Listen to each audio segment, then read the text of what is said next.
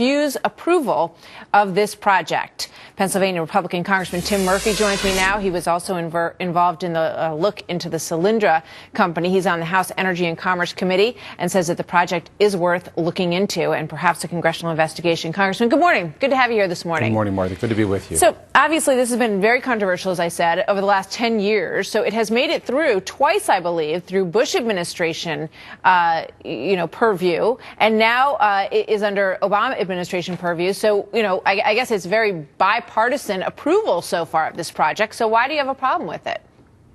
Well, the concern is in the bigger picture of what is happening with energy.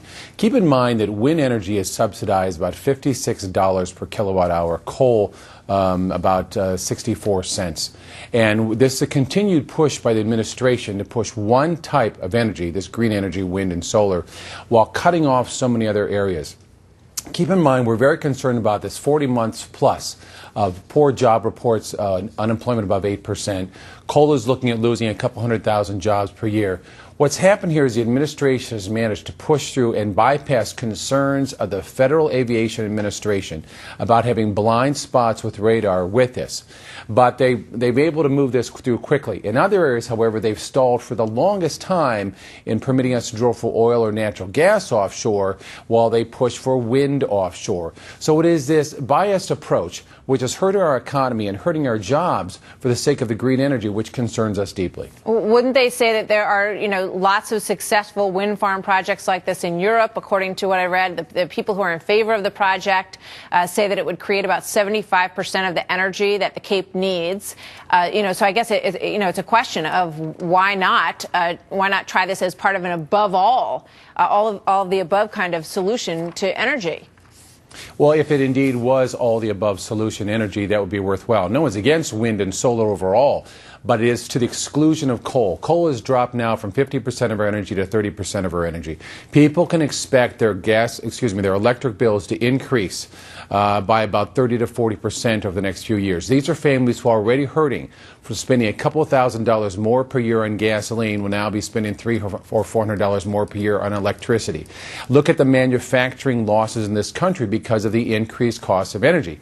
Again, bear in mind this wind and solar energy costs much more to produce.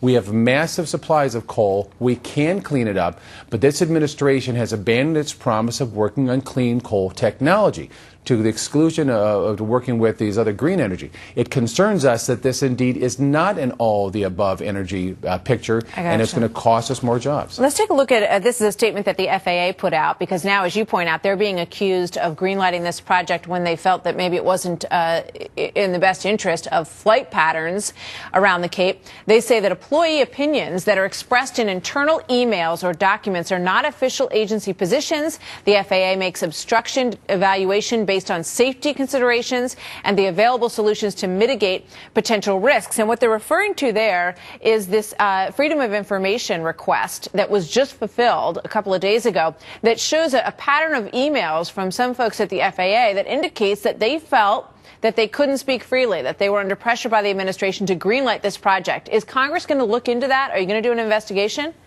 Sure, that's the very thing we need to look at. This administration, despite on its first day of office, said it was going to be the most transparent administration ever, has been anything but that. Look at the way they've continued to block us on our investigation of Solyndra. Look at what they've done with Fast and Furious and so many other areas.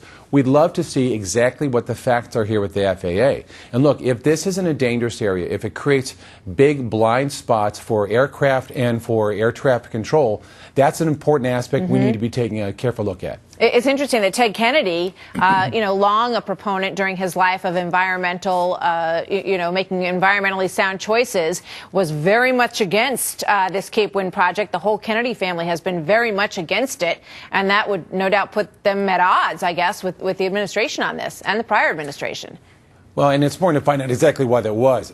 Was that a factor because they didn't like the appearance of a location? Is it a public safety issue? I'm deeply concerned about the public safety of any of this. But let's also remember the massive loss of jobs when we've had a huge job market that's been a problem, and more manufacturing jobs leaving our country as well. All right. Thank you so much, Representative Murphy. Good to talk to you today. We'll see where this one goes. Good to talk to you.